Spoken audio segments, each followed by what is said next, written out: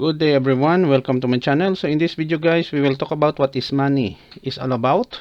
Before we start, I would like to say thank you so much to all my viewers, silent viewers, and supporters in my channel. Thank you for watching and supporting me with my channel. If you are new with my channel and then you like this video, please hit the like button.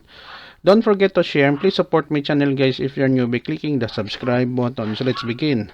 What is money? Money is any item or medium of exchange that symbolizes perceived value.